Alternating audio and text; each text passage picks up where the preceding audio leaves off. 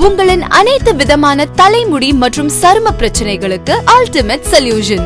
We Care Hair and Skin Clinic 90942 8888.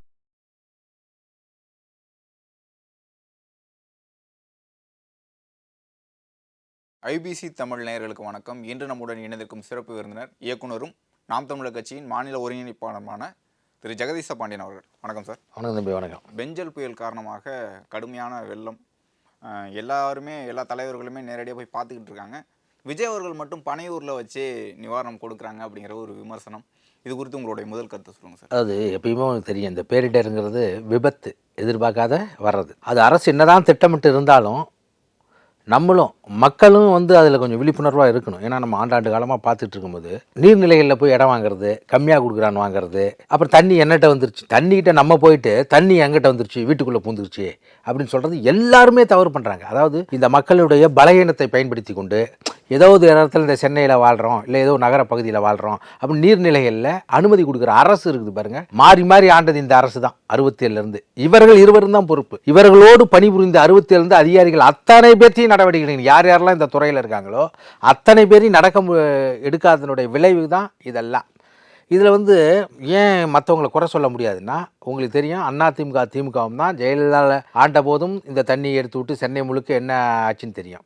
இவர்கள் ஆளுகிற போதும் என்ன நடக்குதுன்னு தெரியும். இது மட்டும் இல்லை, சாத்தனூரில் தென்பெண்ணை ஆற்றில் அந்த அண்ணா நகருங்கிற பகுதியில் அது 2 மாவட்டம், திருவண்ணாமலையில் தண்டராமற்று கரையோர பகுதி, இந்த பக்கம் கள்ளக்குறிச்சி மாவட்டத்தினுடைய ரிஷிவந்திய கரையோர பகுதி. எப்படி ஒரு அங்கே இருக்கிற அட்மினிஸ்ட்ரேஷன் ஆஃபீஸர்ஸ், இந்த வருவாய்த்துறை அதிகாரிகள்ங்கள 2ஆம் தேதி தகவல் கொடுக்குறாங்க, 30ஆம் தேதியை போட்டு. இதெல்லாம் என்ன, இது ஒரு கொடுமை இல்லையா? இது கொலை பாதக செயல். இது நீ உண்மையை சொல்ல வேண்டிய 30ஆம் தேதி இரவே அறிவிக்கணும் அவங்களுக்கு. இல்லை, அறிவிச்சது எப்படின்னா, இல்லை மக்களே அறிவிச்சா ஏன் இது பண்ணுறாங்க? 11 மணிக்கு தண்ணி வருது, கொஞ்சம் கொஞ்சமாக பெருகுது. அப்படியே நீங்கள் இருந்தாலும் அங்கே தண்ணீர் வருது, மின்சாரம் இல்லை, மின்தேக்கி இருக்காது, எப்படி ஃபோன் ஒர்க் ஆகும்? நிறைய பேர் காமிக்கிறாங்க பாருங்க. நீங்க ஊடகத்தில் பார்த்தா அறிவிப்பு எப்படின்னா, அன்புமணி ராமதாஸ்க்கு பதில் கொடுத்துருக்காங்க. அதாவது பதில் கொடுக்குறதில்ல, நடந்தது என்ன, நீங்கள் பதில் இப்போ சமாளிக்கிறது சொல்லக்கூடாது, நடந்தது என்ன ரிசல்ட்டு என்று தானே பார்க்கணும். இல்லைனா மக்கள் ஏன் வேணும்னே இருக்க போகிறாங்களா? அவ 72 71 வந்த தண்ணி 50 ஆண்டுகளுக்கு பிறகு வருது. இதெல்லாம் இயற்கையை நம்ம ஓரளவுக்கு தான் கணிக்க முடியும்னு வச்சிங்க. இருந்தாலும் அரசுங்கிறது அதானே, முன்கூட்டியே நீங்கள் யோசிக்கணும்ல. நீங்கள் சரியாக கொடுக்காதனால சரி, மனிதன் எஸ்எம்எஸ் பார்த்து போயிடுவாங்க. ஆடு மாடெல்லாம் என்ன பண்ணுவோம், வாகனம்லாம் என்ன பண்ணுவான்? நீங்கள் அதை எப்போ கொடுக்கணும்? அவங்க தான் காமிக்கிறாங்களே சமூக ஊடகங்களில், 2ஆம் தேதி வருது, 30ஆம் தேதி போட்டு. எதிர்பாராத ஒரு மழை, அதுதான் சொல்கிறேன். இருந்தாலும் அதுதானே அரசு. அரசுன்னா என்ன? ஏற்றலும் ஈட்டலும் காத்தலும் காத்த வகுத்தலும் வல்லது அரசுங்கிறான். குறளுக்கு குறளோவியம் எழுதியிருக்காருல ஐயா, அவருடைய பையன் தானே இவர். ஏற்றல்னா சட்டம் இயற்றுவது, அதை ஏற்றியபடி வரிவசூல் செய்வது, அதை காத்ததை சரிசமமாக மக்களுக்கு பிரித்து கொடுக்குறது தான் அரசுங்கிறான். அப்போ நீங்கள் முன்கூட்டியே இருக்கணுமா இல்லையா? இது விபத்துங்கிறது நடந்த பார்த்தா தெரியும். ஆனாலும் எதுக்கு நம்ம சாலையில் சிக்னல் வைக்கிறோம், நடுவில் டிவைடர் வைக்கிறோம்? இப்போ பேரிடர் பகுதியில், மலைப்பகுதிகள்லாம் சும்மா பொம்மை மாதிரி போலீஸ்கார் நிற்க வச்சு கோஸ்லோன்னு எதுக்கு சொல்கிறோம்? இதெல்லாம் முன்கூட்டியே செய்கிற மாதிரி தெரிஞ்சிருக்குமா இல்லையா? இல்லை மக்கள் வேணும்னா பண்ண போகிறாங்க. இது மக்களுக்கும் புரியணும். காரணம் என்னென்னா, நீங்கள் என்னைக்கு அவர்களிடம் பணத்தை பெற்றுக்கொண்டு வாக்கை விற்று விடுகிறீர்களோ அப்பொழுது உங்களுடைய உரிமை பறிபோகும்னு உங்களுக்கும் தெரியணும். ஆனால் இந்த நேரத்தில் நம்ம சொல்லக்கூடாது, பாதிக்கப்பட்டவர்களோட நிற்கணும். யாராக இருந்தாலும் ஆளுங்கட்சி. ஒரு சின்ன உதாரணம், எங்கள் ஊர், என் சொந்த ஊர் பெதனாமலை, பயங்கரமான மழை. அது எங்கேருந்து வருது? கல்வராயன் மலை, சேர்வராயன் மலையிலேருந்து டேமை திறந்து விட்றாங்க. இது தெரிஞ்ச உடனே இளைஞர்கள் அமைப்பு, மண் மரம் மக்கள்னு ஒரு அமைப்பு, அந்த ஏரி கோடி போச்சுன்னா அங்கே எல்லாம் போய் குடிச்சுட்டு இரவில், ஏன்னா ஏரி கோடி போய் சமமாக பெரிய இடமா இருக்குன்னு கண்ணாடி உடச்சி போட்டு வச்சுருங்க. அதுவும் இந்த தண்ணி அடிச்சுட்டு போய் போகிற இடத்துலலாம் மாடுகள் குளிக்கும், மக்கள் குளிப்பாங்க, கிழிச்சிட்டு சுத்தம் பண்ணுறான். இந்த மாதிரி பெரிய பெரிய கட்சிகள் அரசையே எதிர்பார்த்துக்கிட்டு இருந்தாலும், அரசு சேர்ந்தா இருந்தாலும் நமக்கும் ஒரு பொறுப்பு இருக்குல்ல. நீங்கள் சாத்தனூரில் நீங்கள் யோசிச்சு பாருங்கள், விழுப்புரம் மாவட்டம், கள்ளக்குறிச்சி மாவட்டம், திருவண்ணாமலை மாவட்டம் இன்றைக்கி தமிழ்நாட்டிலேருந்து துண்டிச்சு போயிருக்குது. இத்தனை வருஷம் மழை நாள் இருந்தாலும் தென்பெண்ணையால் இது வரைக்கும் தண்ணியாக அந்த அளவுக்கு வந்ததில்லை. காரணம் என்ன? நீங்கள் சரியாக அதை அந்த வாய்க்கால்கள், கண்மாய்கள், ஏரியெல்லாம் நீங்கள் தூர்வாரி வைக்கிறதில்ல. அதை அங்கே இருக்க விவசாயிகள் வண்டலை காட்டுக்கு அடிச்சுட்டு போயிட்டு இருந்தான். நீங்கள் அதுக்கு ஒரு வழக்கை போடுறீங்க. சும்மா ஆடு மாடு உள்ளே மேய்ச்சிட்டு இருந்தான். கருவேல மரங்கள் இன்றைக்கி என்ன வேலிக்காத்தா முள் இருக்குது. நீங்கள் அன்னைக்கு ஒரு ஏரின்னா ஆயக்கட்டுன்னு ஒன்று இருக்கும். ஆயக்கட்டுன்னு என்னென்னா, அந்த ஏரியினுடைய தண்ணீர் எங்கெல்லாம் பாய்கிறதோ அந்த மக்கள்கிட்ட இருந்து வசூல் பண்ணுவாங்க. எப்படி வசூல் பண்ணுவாங்கன்னா, அந்த நீங்கள் விளைச்சலாவோ இல்லைன்னா அது எங்கெல்லாம் பாயுதோ அந்த மரத்தில் தென்னை மட்டை பனை ஓலை இதெல்லாம் எடுத்து ஏல விடுவாங்க. அதை எடுத்து அவங்க கரையை அவங்களே செப்பனிட்டு கொண்டார்கள், ஏரியை அவர்களே பாதுகாத்து கொண்டார்கள். நீ என்ன பண்ணுற, ஏரி கரையை பொதுப்பணித்துறைக்கு விட்டுற, தண்ணியை நீர்ப்பாசனத்துறைக்கு விட்டுற, அங்கே இருக்க மரத்தை ஃபாரஸ்ட் டிபார்ட்மெண்ட் விட்டுற, மண்ணை கனிமவளத்துறை, இவன் 4 பேர் சேர்ந்து எதையும் பார்த்துக்கிறதே இல்லை. அந்த ஊர் மக்களே சோழர் காலத்திலேருந்து இப்போ எங்கள் ஊரில் எனக்கு சின்ன வயசில் இருக்குது ஆயக்கட்டு கூட்டம் நடக்குதுன்னு சொல்லுவாங்க. அதை பார்த்து கொண்டிருக்கும்போது சரியாக இருந்தது. இவர்கள் கடுமையான வார்த்தை தான் சொல்ல வேண்டியிருக்கும், ஆனால் நாகரிகம் கருதி இவர்கள் சுய லாபத்துக்காக அந்த பணத்தை இவர்கள் பயன்படுத்தி கொள்வதற்காக இன்றைக்கி அதை சிதைச்சதுனால விளைவு என்ன, மண்ணெல்லாம் அள்ளி தொலைச்சிட்டேன். இப்போ பெரும்பாலான ஊர் மக்கள் விழிப்புணர்வாக இருக்க ஊர்லாம் போராடி, எங்கள் ஊர்லாம் போராடி ஆற்றுல இருக்க மணல் அள்ளவே கூடாது, சொந்த பயன்பாட்டுக்கு வேணால் நீ அது கூட டிவி ஸ்பீட்டில் சைக்கிளில் தான் அடிச்சிட்டு போகணும், மாட்டு வண்டியில் இருக்கக்கூடாது. என்ன பண்ணுறாங்க, இரவு உங்களுக்கு தெரியும் போன தேர்தலில் கூட செந்தில் பாலாஜி பேசியிருக்கார், 10 மணினா 10:01 நீ மண் அள்ளறான்றார். எங்கள் ஊரில் எவன் வந்தாலும் மண் அள்ள முடியாது, ஏன்னா அங்கே இருக்க கம்யூனிஸ்ட் தோழர்கள் தடுத்து ஆண்டாண்டு காலமாக நிறுத்தி வச்சோம். அது இன்ன வரைக்கும் சொந்த பயன்பாட்டுக்கு போயிட்டுருக்கு. இல்லைன்னா அள்ள முடியாது. மக்களும் விழிப்புணர்வாக இருக்கணும். அதான் சொன்னேன், நீ உரிமையை விட்டு பிறகு என்னத்தை போய் அவங்ககிட்ட கேட்டுட்டு இருக்க முடியும். இந்த இதில் நீங்கள் விஜய் கொடுக்காரு அப்படிங்க. நீங்கள் இதையே சென்னையில் ஜெயலலிதா ஆட்சி, அதிமுக ஆட்சின்னு நினைக்கிறேன், இது மாதிரி வெள்ளப்பெருக்கு KK நகரில் எடுத்து பெரிய கூட்டம் கூட்டு தனசேகரன்லாம் கைது பண்ணாங்க, இறந்தார்னு. அவர் ஒரு புகழ்பெற்ற நடிகர், இன்றைக்கு உச்ச நட்சத்திர நடிகர். அவர் இங்கே போயிருந்தாருன்னா நீங்கள் என்ன ஆகும், அந்த உதவிகளை பெற வருகிற ஆள்களை காட்டிலும் அவரை பார்க்க வருகிற ஆட்கள் அதிகமாகிடும். அதில் ஏதாவது ஒரு உயிர் பலியாக இருந்துச்சு, கொடுக்குறதோ உயிர் இருக்கிறதுலே உன்னதமானது உயிர் தான். அப்போ இதையாவது அவருக்கு செய்கிறாரே, அதுவும் என்னமா அவங்களுடைய தோழர்கள் பாதிக்கப்பட்டவர்களை கண்டெடுத்து அவர்களே அழைத்து கொண்டு கொடுக்குறாங்கன்னா இதை நம்ம பெருமை தான் பண்ணணும். அவர் ஒரு அரசியலும் பாராட்டுறாங்க, அவர் நடிகராக இருந்தால் பரவாயில்ல, இப்போ ஒரு அரசியல் கட்சியோட.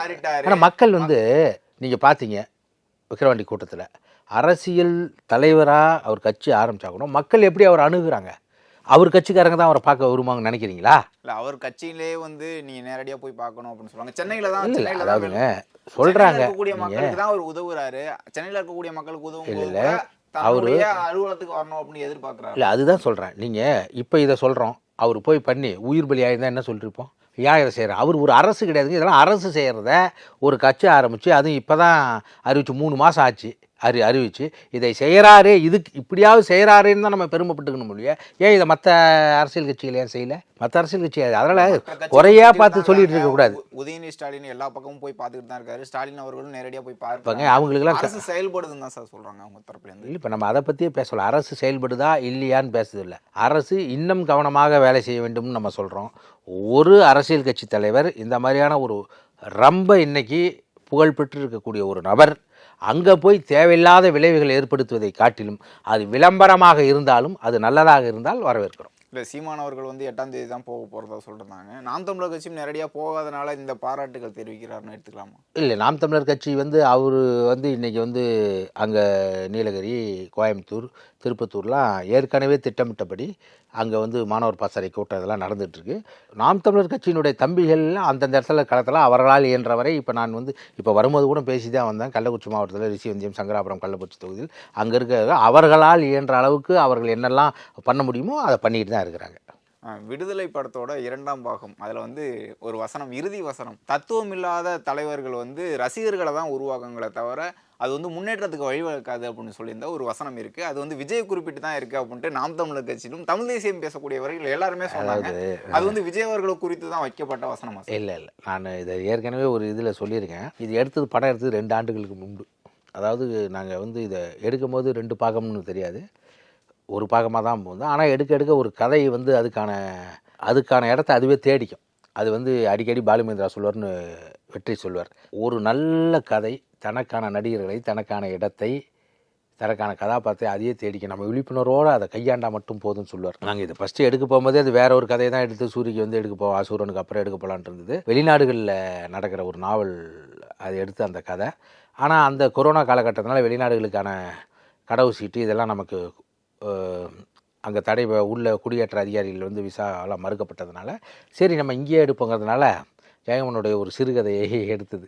அது எடுத்து நிறையா நம்ம எடுக்கும்போது இதுவும் தேவை சரியாக சொல்லுங்கும்போது சரி 2 பாகமாக எடுக்கலாம்னு முதல் பாகத்தை விட்டு. இது வந்து பொதுவாக வந்து இந்த தத்துவத்தை சொன்னதை ஒழிய அவங்கவுங்க வசதிக்கு எடுத்துக்கிறாங்க. நிறைய பேர் நீங்கள் சொல்கிற மாதிரி தமிழ் தேசியவாதிகள் வந்து விஜயும் சொல்கிற மாதிரி இன்னும் சில பேர்த்தையும் குறை சொல்கிறத நம்ம பார்க்குறோம். ஆனால் ஒரு இயக்குனர் அதை நோக்கி எடுக்கல. பொதுவாக அவர் இதுக்காக நிறைய படித்தார் உண்மையிலேயே. ஏன்னா சொல்லுகிற விஷயம் வந்து ஏன்னா இந்தியாவினுடைய புகழ்பெற்ற அதுவும் தமிழ்நாட்டினுடைய ஒரு தலை சிறந்த இயக்குனர் முதல் பாகத்தை வெற்றி பெற்று கொடுத்த பிறகு 2வது பாகம் நீங்கள் நிறைய படங்களில் பார்த்தீங்கன்னா அது முதல் பாகங்கள் இருக்கும். அதில் கண்ணும் கருத்துமாக இருந்தார். நாம் சொல்கிற விஷயமும் வெகுஜன மக்களால் ஈர்க்கப்பட்டு வியாபார ரீதியாகவும் ஒரு வெற்றி பெற்றால்தான் இந்த மாதிரியான இயக்குனர் அந்த படத்தை தொடும்போது நம்ம ஒருவேளை படம் தவறாக இருந்தால் மற்ற இயக்குனர்கள்லாம் வருங்காலத்தில் தொடமாட்டாங்களோ அது கண்ணும் கருத்துமாக இருப்பார்.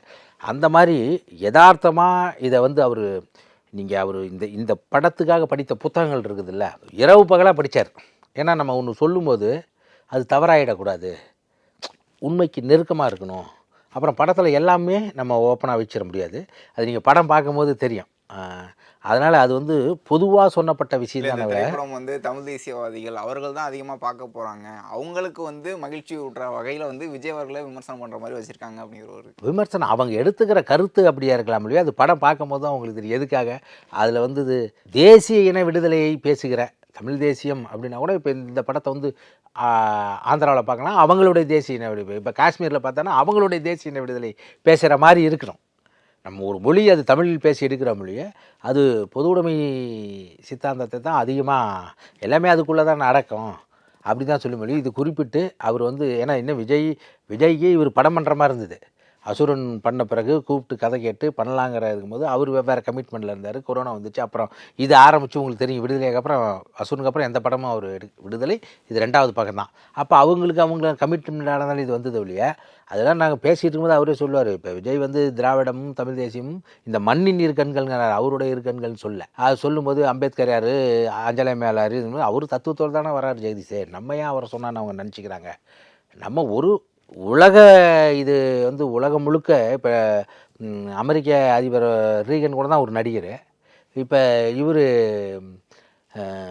தெலுங்கு தேசம் கட்சி ஆரம்பித்த என்டி ராமாராவ் கூட நடிகர் பவன் கல்யாண். அதுக்காக நீங்கள் தத்துவம் இல்லைன்னா தானே அது தத்துவம் இல்லைன்னா நடிகர் தான் இருக்குன்னு இல்லை.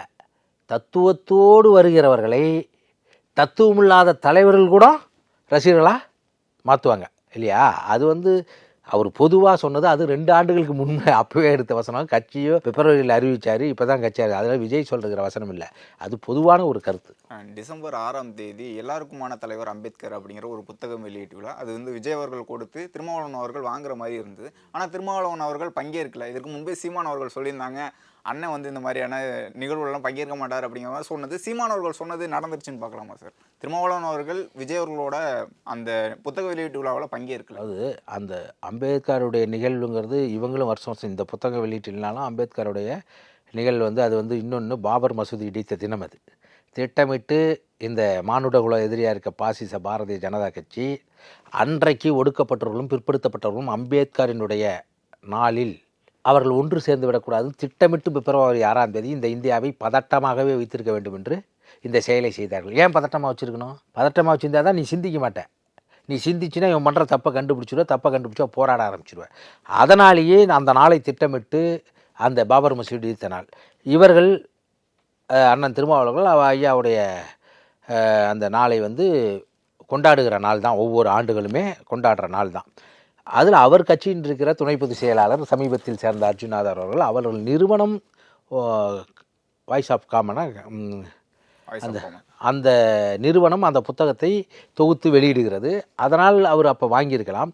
அதுக்கப்புறம் விஜய் கட்சி ஆரம்பித்து பார்த்து அவர்களுடைய திமுக கூட்டணியில் சலசலப்பு வந்து விடக்கூடாது அப்படிங்கிற ஒரு அச்சத்தின் காரணமாக ஏற்கனவே ஊடகங்கள் அதை விரும்புது. திருமாவளவன் அவர்களை திராவிட அந்த திமுகவிலிருந்து பிரித்து வந்து விட வேண்டும் என்று பல கட்சிகள் சொல்வதாக அவர் பல இடத்தில் பேட்டி கொடுத்திருக்கிறார். அதற்கு இந்த விழா ஒரு காரணமாக இருக்கக்கூடாது என்று கூட அவர்கள் நினைச்சிருக்கலாம். திமுக அந்த அது இல்லாமல் சீமானவர்கள் சொன்னதுனால நடந்திருக்குமா அப்படின்னு ஒரு கேள்வி. அவர் வந்து கலந்துக்க கூடாது அப்படின்னு சொன்னார். அண்ணன் பேச்சு அவர் கேட்குறதா அவர் தொடர்ந்து பார்க்கும்போது அப்படி தெரியல. இது 2மும் நெருங்கி இருக்கிறதுனால அப்படின்னு கூட எடுத்துக்கலாம். திருச்சியில் நடந்த நினைவேந்தல் அது வந்து திமுக நடத்திக்கிட்டு இருக்கு அப்படிங்கிற மாதிரியான விமர்சனம் நாம் தமிழர் கட்சியில் இருக்கக்கூடிய தமிழ் தேசியவாதிகள் சொல்கிறாங்க. வெற்றிக்குமாறன் அவர்கள் வந்து எல்லாரையும் ஒருங்கிணைக்கணும், தமிழர்களை வந்து ஒருங்கிணைக்கணும் அப்படிங்கிற மாதிரி தான் நாங்கள் தொடங்கணும், இதை வந்து ஏன் அப்படி விமர்சனம் பண்ணுறாங்க அப்படின்னு கேட்குறாங்க. அந்த நிகழ்வை பற்றி உங்களுடைய கருத்து சொல்லுங்கள். அதில் களஞ்சியம் கூட களஞ்சியம் கூட அவர் வந்து சமீபத்தில் தமிழர் நல பேரியக்கத்தை கட்சியை கலைத்து விட்டு வந்து விழுப்புரம் தேர்தலில் நின்றதிலிருந்து அவர் நாம் தமிழர் கட்சியினுடைய உறுப்பினர். அவர் கூட ஒரு பேட்டியில் பார்த்தேன். அதாவது என்னென்னா, தமிழ் தேசியத்துக்கு பல அமைப்புகள் தேவை. இப்போ நீங்கள் வந்து ஆர்எஸ்எஸ், பாஜக, விஸ்வ இந்து பரிஷத், நிறைய அமைப்புகள், பஜ்ரங்கத்தல் எல்லாம் இருக்குது. அப்போ பல்வேறு அமைப்புகள் இருக்குது. ஒரு அமைப்பு விழுந்தால் கூட இன்னொரு அமைப்பு அதை விடாது. அவனோட அல்டிமேட் கோல் இந்துத்துவா. ஒன்றுக்கு ஒன்று கொள்கைகள் சிறு சிறு முரண்பாடுகளாக கூட இருக்கலாம், ஆனால் அவனுடைய அல்டிமேட் கோல் இந்துத்துவா. அதுக்கு அத்தனை அமைப்புகள் இருக்கிற போது தமிழ் தேசியத்துக்கு இன்னும் பல்வேறு அமைப்புகள் தேவை. ஒரு அமைப்பு தான் இதை வந்து கொண்டு போய் சேர்க்கும் அப்படிங்கிறதுல அது காலம் முடிவு பண்ணிக்கும். நீங்கள் ஈழத்தில் போராடுகிற போது டெலோ, ஈராசு, இபிஆர்எல்எஃப் எல்லாம் இருந்தது. ஆனால் மக்கள் இறுதியில் போடு நின்று தான் மக்களே போராடினார்கள். அதுபோல் இந்த இதுக்கு பல்வேறு அமைப்புகள் இன்றைக்கி உலகம் முழுக்க தியரி என்னவா சொல்லுதுன்னா, இன்றைக்கி நீங்கள் எடுத்துங்க, இது நம்ம டெல்லியில் நடந்த விவசாயிகள் போராட்டம். அந்த போராட்டம் என்ன சொன்னாங்க பாரதிய ஜனதா அரசு? ஒரு கமாவை கூட, ஒரு புள்ளியை கூட விவசாயிகளுடைய சட்டத்தை 3 சட்டத்தை மாற்ற முடியாதுன்னு சொன்னாங்க. ஆனால் போராடி மாற்றிட்டாங்களா இல்லையா? அந்த போராட்டம் நடந்தது உண்மை. 13 மாதம் 900 பேர் இறந்துருக்காங்க அந்த கடும் குளிரில் நடத்தியிருக்காங்க. ஆனால் நடத்தின தலைவர் பேர் உங்களுக்கு தெரியுமா? அந்த அமைப்பு பேர் தெரியுமா? ஆனால் பல்வேறு அமைப்புகள் ஒன்று சேர்ந்து குழுக்களாக சேர்ந்து ஒரு குழுவாக அமைத்து சக்ஸஸ் பண்ணிடுச்சு. அதுக்கு நமக்கு உதாரணம் இருக்குது. ஜல்லிக்கட்டு யார் நடத்தினா? ஒரு அமைப்பு நடத்தினா, ஒரு தலைவரின் கீழ் நடந்ததா? நெடுவாசல், கதிராமங்கலம், ஓஎன்சிசி. ஒத்த கருத்துள்ள பல்வேறு அமைப்புகள் ஒன்று கூடி அங்கே ஒரு அமைப்பாக மாறி வெற்றி பெற்றுச்சு. இப்போ இதில் கிழக்கு வங்காளத்தில் ஷேக் ஹசீனாவினுடைய புரட்சியின் மூலமாக தூக்கி எறியப்பட்டார்களே, ஒரு தலைவர்களாக ஒரு அமைப்பா? பல்வேறு அமைப்புகள். இன்றைக்கி இலங்கையில் ராஜபக்சே வீட்டில் போய் இந்த அடித்து நொறுக்கலாங்களே, யார்? ஒரு தலைவராக ஒரு அமைப்பா? அப்படி பல்வேறு குழுக்கள் சேர்ந்து அவங்களுடைய அல்டிமேட் கோல் எதுன்னு வச்சுக்கிட்டு அதுக்கான வேலை திட்டத்தை உருவாக்கி செய்யும்போது தான் இன்னும் வீரியம் அடையும். ஏன்னா இப்போ இந்த நாம் தமிழர் கட்சியில் இருக்கிறாங்க பல பேர், அவங்க கட்சியினுடைய செயல்பாடு இல்லை முரண்பாடு, அங்கே உள்ளூரில் இருக்கிற பொறுப்பாளர்களுடைய பிரச்சனையால் வெளியே போகிறாங்க, உள்ளே வராங்கன்னு வச்சுங்க. அவன் எதிர் சித்தாந்தம் உள்ள பிஜேபிகிட்ட போகிறது சரியாக இருக்குமா? அதிமுகவுக்கு போயிடுறாங்க. திமுகவுக்கு இத்தனை நாளாக திட்டு வந்தெல்லாம் அங்கே சரியான ஒரு வழிகாட்டுதல் இல்லாமல், இல்லை தன்னுடைய சுய தேவைகள் கூட இருக்கலாம், தன்னை தற்காத்துக்கிறதுக்கு பாதுகாத்துக்கிறதுக்கு கூட இருக்கலாம். ஏன்னா இங்கேருந்து போகும்போது நம்ம எதுவும் கட்டுப்பட நம்ம என்ன பண்ணணும்? அப்போ இப்படி இல்லைன்னா அங்கே ஒரு இயக்கம் இருக்குது. இப்போ திமுக இருந்தது, திமுகவிலேருந்து அதிமுக வந்த பிறகு இங்கே தான் 67 மாறி மாறி மாநில கட்சிகளே தான் ஆகுது. அதிமுகன்னு ஒன்று வரலன்னு வச்சுங்க, இங்கே என்ன இருக்கும்?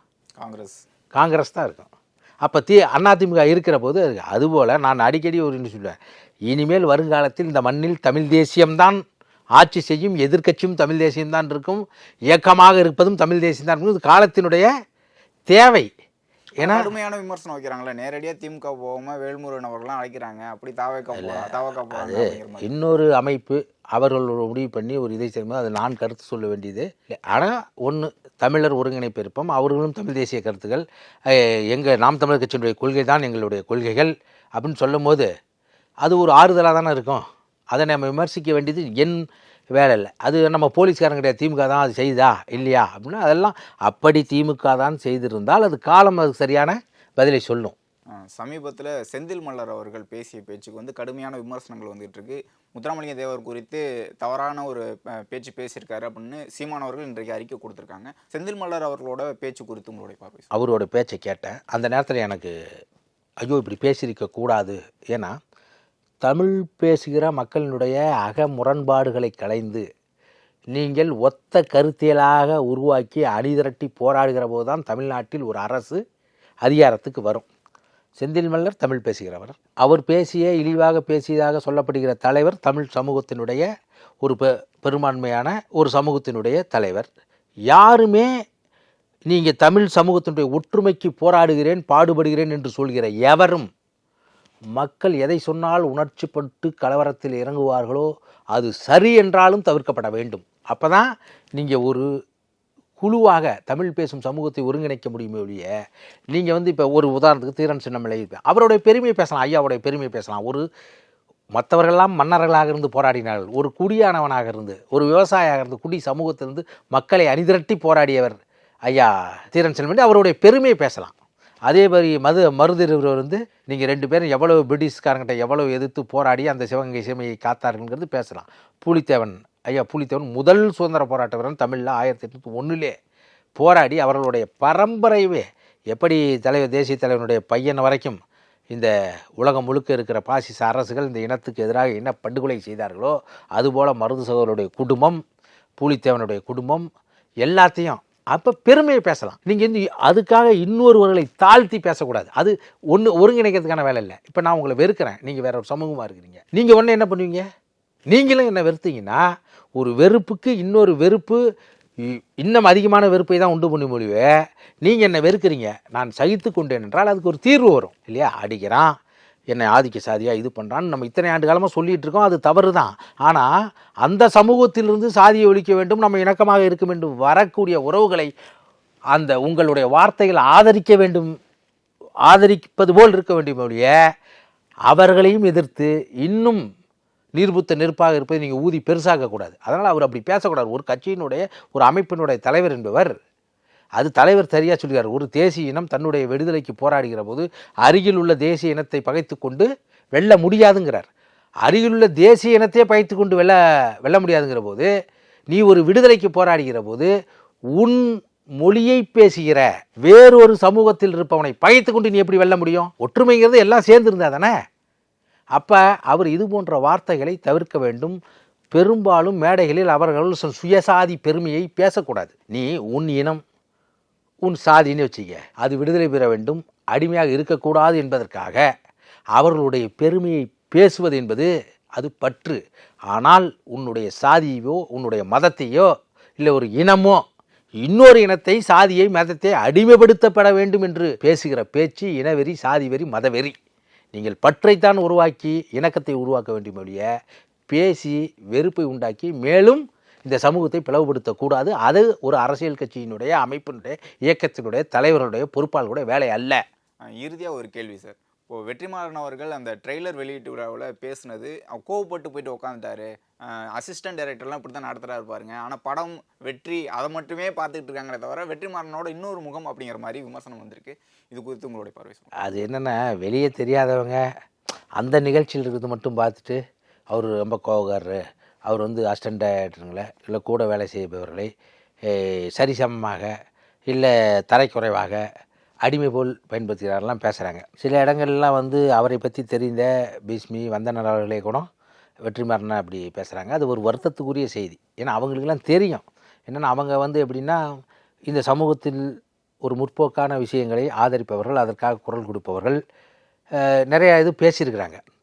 ஆனால் என்னென்னா அதை வந்து ஒரு பெரிய கலைஞன், ஒரு பெரிய இயக்குனர், அதுவும் நீங்கள் பார்த்தீங்கன்னா அவருடைய எல்லா படங்களையும் பார்த்தீங்கன்னாவே தெரியும், ஒரே மாதிரி இருக்காது.